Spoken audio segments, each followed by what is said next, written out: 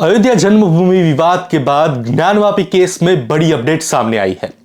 ज्ञानवापी परिसर में जो सर्वे चल रहा था उसकी रिपोर्ट कोर्ट में सबमिट कर दी गई थी और अब वो रिपोर्ट सामने आ चुकी है। ज्ञानवापी परिसर में 21 जुलाई 2023 के आदेश के मुताबिक हुए आर्कियोलॉजिकल सर्वे ऑफ इंडिया के वैज्ञानिक सर्वे में कुछ ऐसी चीजें सामने आई है जहां आर्कियोलॉजिकल सर्वे ऑफ इंडिया की टीम को न सिर्फ पत्थर की मूर्ति या पत्थर के स्ट्रक्चर, डिजाइन, शिलापट्टी तथा तमाम संस्कृत, देवनागरी, कन्नड़ और तेलुगु में लिखे हुए श्लोक मिले हैं, बल्कि अंदर की दीवारों पर बने हुए त्रिशूल और स्वास्तिक समेत ओम के निशान भी पाए गए हैं। इन सब में अलग बहुत बड़ी संख्या में एएसआई की टीम को औरंगजेब के शासनकाल से लेकर आधुनिक शताब्दी के सैकड़ों सिक्के भी मिले हैं। कॉपर, सिल्वर, एल्यूमिनियम और अन्य पुरातन समय में चलने वाले इन सिक्कों पर देवनागरी, अरबी और फारसी भाषा में उस वक्त के शासनकाल की सत्यता लिखी हुई है। सबसे बड़ी बात यह है कि 1600 ईसाई से लेकर 1900 ईसाई तक के तमाम सिक्के परिसर के अलग अलग हिस्सों से मिले हैं।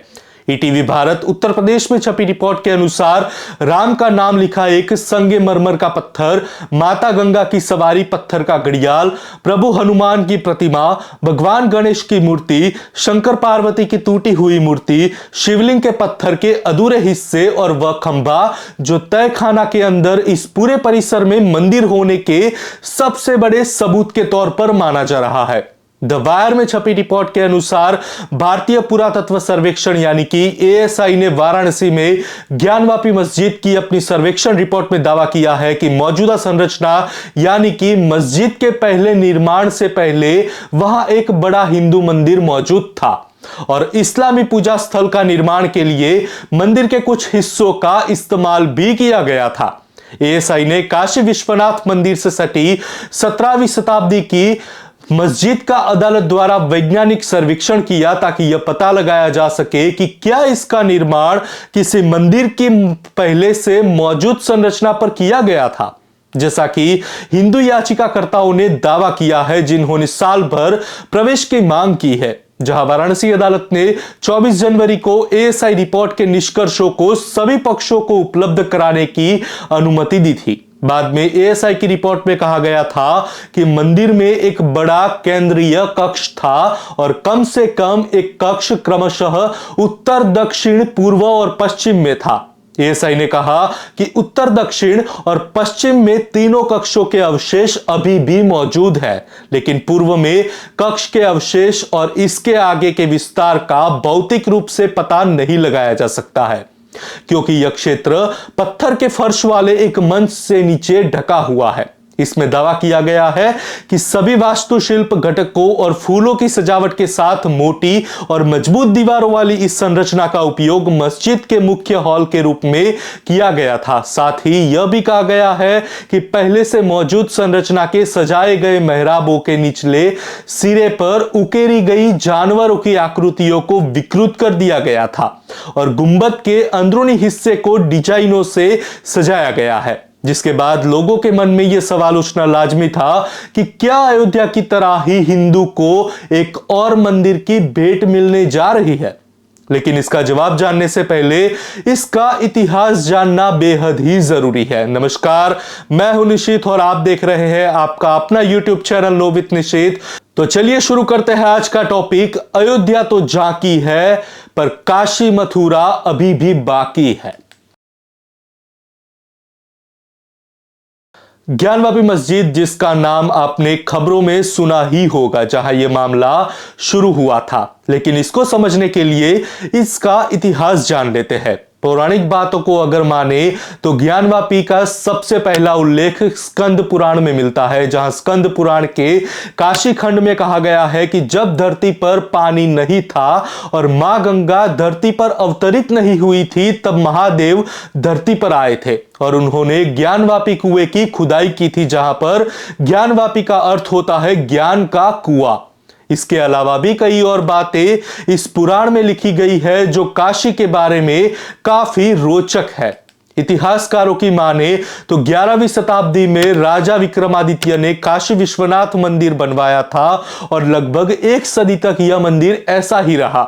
लोग पूजा करते थे और अपनी आस्था जारी रखते थे।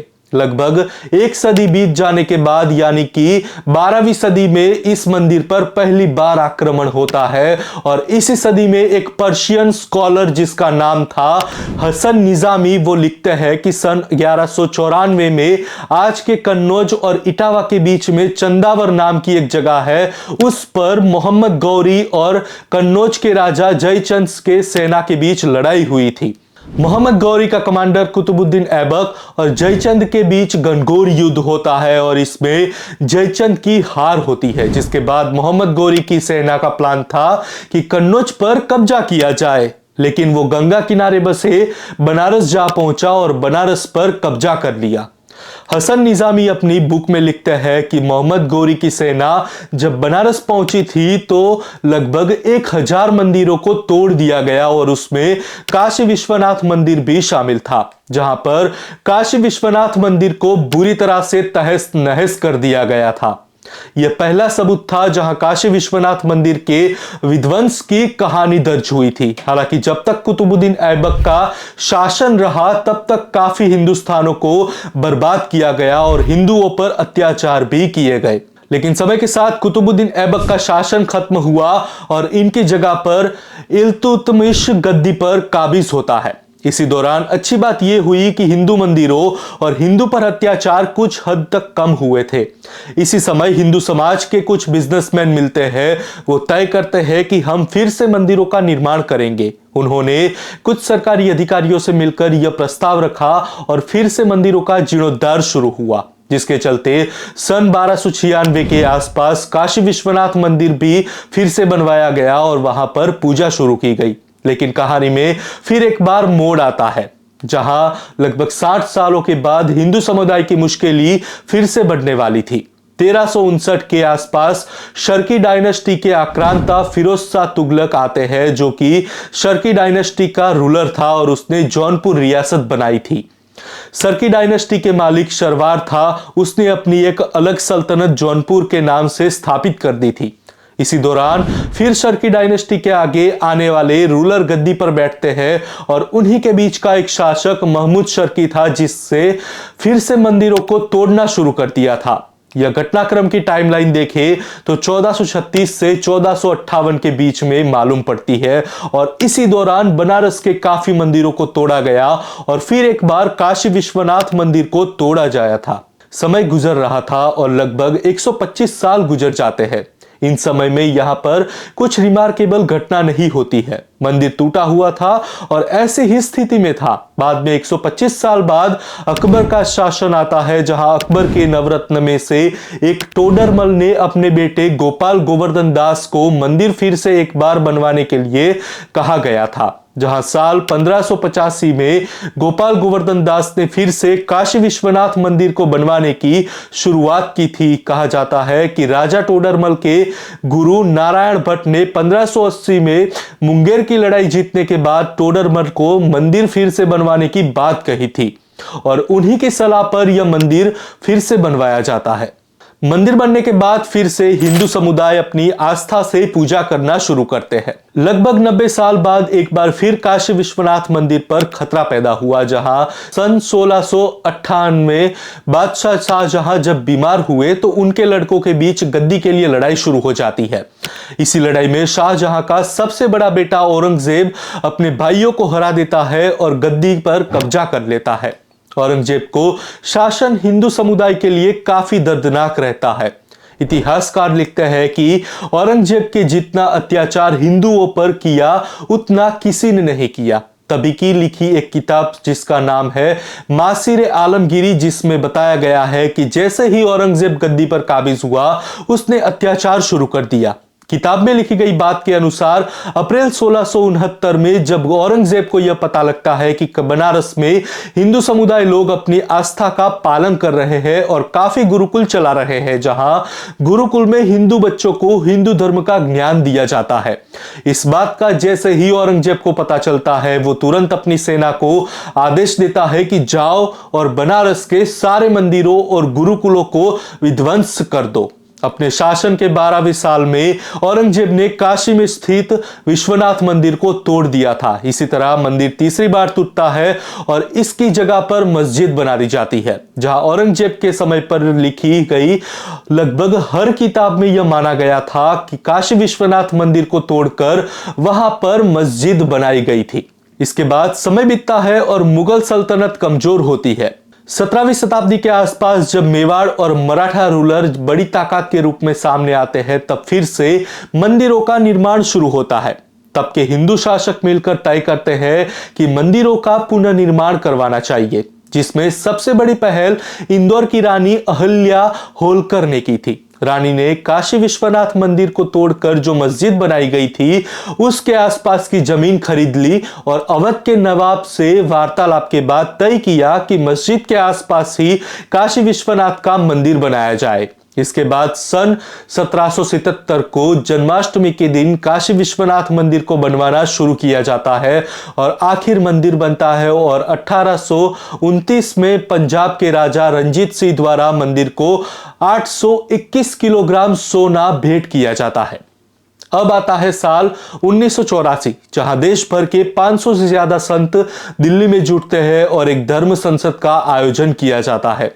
इस संसद में एक प्रस्ताव पारित किया जाता है कि 3 स्थान ऐसे हैं जो कि हिंदू धर्म में बहुत ही खास है। उनमें अयोध्या, काशी और मथुरा शामिल है। वहां पर हिंदू मंदिरों का फिर से निर्माण होना चाहिए। एक तरफ अयोध्या जन्मभूमि आंदोलन भी तेजी पकड़ रहा था और एक और नई मांग हिंदू समुदाय की तरफ से सामने आ रही थी। अयोध्या में राम जन्मभूमि का विवाद था, तो मथुरा में श्री कृष्ण जन्मभूमि को लेकर विवाद था। वही स्कंद पुराण में उल्लेखित 12 ज्योतिर्लिंगों में से एक काशी विश्वनाथ मंदिर को सबसे अहम माना जाता है। उसी समय देश के प्रधानमंत्री पीवी नरसिम्हा राव ने संसद में 12 सितंबर 1991 को प्लेसेस ऑफ वर्शिप एक्ट पारित कर देते हैं, जहां यह कानून के अनुसार 15 अगस्त 1947 से पहले जो धार्मिक स्थल जिस रूप में थे वो उसी रूप में रहेगा। उसके साथ छेड़छाड़ या बदलाव नहीं किया जा सकता। चूंकि अयोध्या विवाद का मामला आजादी से पहले कोर्ट में चल रहा था, इसलिए इसे छूट दी गई थी। लेकिन ज्ञानवापी मस्जिद और शाही ईदगाह मस्जिद पर यह कायदा लागू होता है। लेकिन ज्ञानवापी काशी विश्वनाथ मंदिर का मुकदमा पहली बार कोर्ट में तब पहुंचता है जब काशी विश्वनाथ मंदिर के पुरोहितों के वंशज पंडित सोमनाथ व्यास, संस्कृत प्रोफेसर डॉक्टर राम रंग शर्मा और सामाजिक कार्यकर्ता हरिहर पांडे वाराणसी सिविल कोर्ट में साल 1991 में एक याचिका दायर करते हैं।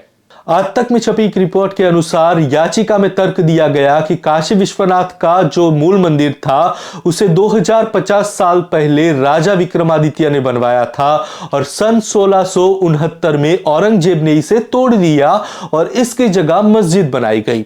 इस मस्जिद को बनाने में मंदिर के अवशेषों का ही इस्तेमाल किया गया, जहां याचिका में मंदिर की जमीन हिंदू समुदाय को वापस करने की मांग की गई थी।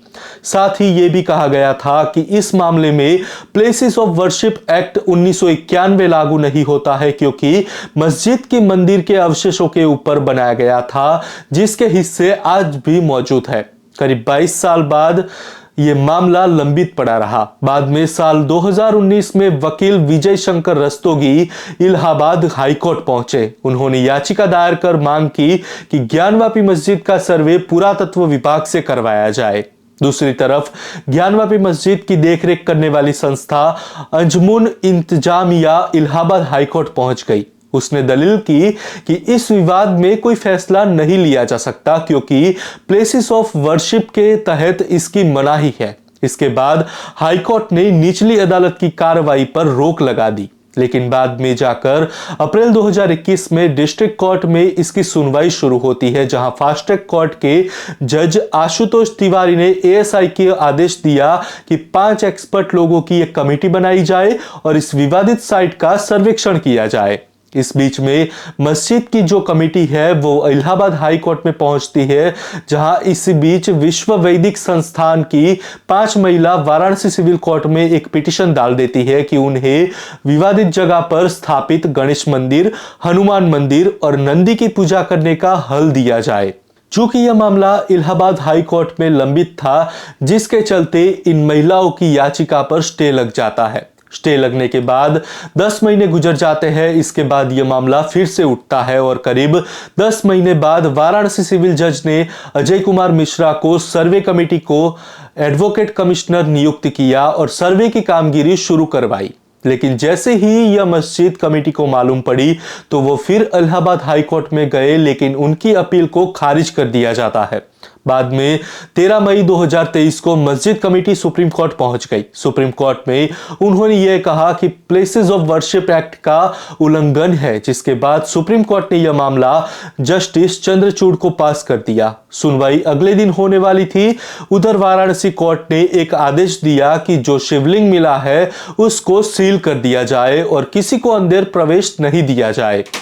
सुप्रीम कोर्ट में सुनवाई होती है और सुप्रीम कोर्ट ने कहा कि शिवलिंग को प्रोटेक्ट रखते हैं। साथ ही कोर्ट ने मुस्लिम समुदाय को नमाज पढ़ने में जो रोक थी उसे हटा ली, जिसके बाद 19 मई 2023 को सर्वे कमेटी ने अपनी 2 रिपोर्ट दी।